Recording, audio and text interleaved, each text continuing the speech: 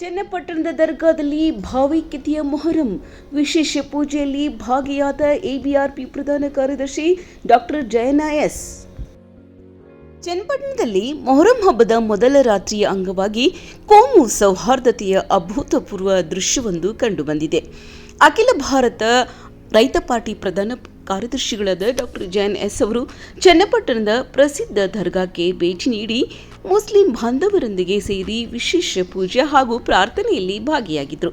ಈ ಕಾರ್ಯಕ್ರಮಕ್ಕೆ ಚಾಮರಾಜಪೇಟೆ ವಿಧಾನಸಭಾ ಅಧ್ಯಕ್ಷರಾದ ಸುಹೇಲ್ ಪಾಷಾ ಅವರು ಡಾಕ್ಟರ್ ಜಯಣ್ಣ ಎಸ್ ಅವರನ್ನ ಆತ್ಮೀಯವಾಗಿ ಆಹ್ವಾನಿಸಿದರು. ಈ ಕುರಿತು ಒಂದು ವಿಶೇಷ ವರದಿ ಇಲ್ಲಿದೆ ನೋಡಿ. ಚನ್ನಪಟ್ಟಣ ತ್ಯಾಗ ಮತ್ತು ಬಲಿದಾನದ ಸಂಕೇತವಾಗಿರುವ ಮೊಹರಂ ಹಬ್ಬವನ್ನು ರಾಜ್ಯಾದ್ಯಂತ ಶ್ರದ್ಧಾಭಕ್ತಿಯಿಂದ ಆಚರಿಸಲಾಗ್ತಾ ಇದೆ. ಇದೇ ಸಂದರ್ಭದಲ್ಲಿ ಚನ್ನಪಟ್ಟಣದ ದರ್ಗಾದಲ್ಲಿ ನಡೆದ ಮೊಹರಂ ಮೊದಲ ರಾತ್ರಿಯ ಆಚರಣೆಯು ಹಿಂದೂ ಮುಸ್ಲಿಂ ಬಾಂಧವ್ಯಕ್ಕೆ ಮತ್ತೊಂದು ಭಾಷ್ಯ ಬರೆದಿದೆ.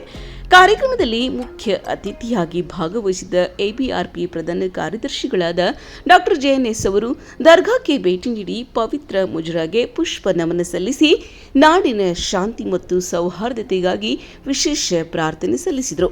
ಕಾರ್ಯಕ್ರಮಕ್ಕೆ ಚಾಮರಾಜಪೇಟೆ ವಿಧಾನಸಭಾ ಅಧ್ಯಕ್ಷರಾದ ಸುಹೇಲ್ ಪಾಷಾ ಅವರು ಡಾಕ್ಟರ್ ಜಯಣ್ಣ ಎಸ್ ಅವರನ್ನು ವಿಶೇಷವಾಗಿ ಆಹ್ವಾನಿಸಿ ಸ್ವಾಗತಿಸಿದರು.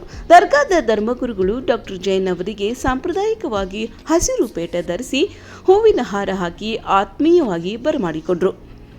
ಇನ್ನು ದರ್ಗಾದ ಆವರಣದಲ್ಲಿ ನಡೆದ ಸೂಫಿ ಕವ್ವಾಲಿ ಕಾರ್ಯಕ್ರಮದಲ್ಲಿ ಮುಸ್ಲಿಂ ಬಾಂಧವರ ಹೆಗಲಿಗೆ ಹೆಗಲು ಕೊಟ್ಟು ಕುಳಿತ ಡಾಕ್ಟರ್ ಜಯಣ್ಣ ಅವರು ಇಸ್ಲಾಂ ಧರ್ಮದ ಭಕ್ತಿಗೀತೆಗಳನ್ನು ಆಸ್ವಾದಿಸಿದರು.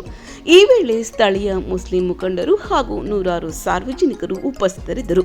ಈ ಸೌಹಾರ್ದತೆಯ ಕ್ಷಣಕ್ಕೆ ಸಾಕ್ಷಿಯಾದರು. ಧರ್ಮ ಯಾವುದೇ ಇರಲಿ, ಮಾನವೀಯತೆ ಮತ್ತು ಪ್ರೀತಿಯೇ ಶ್ರೇಷ್ಠ ಎಂಬುದನ್ನು ಈ ಕಾರ್ಯಕ್ರಮ ಮತ್ತೊಮ್ಮೆ ಸಾಬೀತುಪಡಿಸಿದೆ.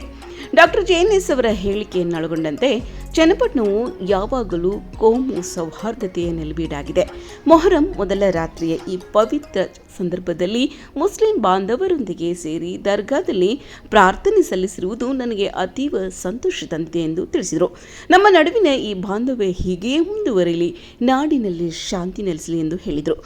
ಒಟ್ಟಿನಲ್ಲಿ ಜಾತಿ ಧರ್ಮದ ಬೇಲಿಗಳನ್ನು ಬದಿಗೊತ್ತಿ ಚನ್ನಪಟ್ಟಣದ ದರ್ಗಾದಲ್ಲಿ ನಡೆದ ಈ ವಿಶೇಷ ಪೂಜೆ ಹಾಗೂ ಸೌಹಾರ್ದತೆಯ ಸಮಾವೇಶವು ಸಮಾಜಕ್ಕೆ ಒಂದು ಸಂದೇಶವನ್ನು ರವಾನಿಸಿದೆ.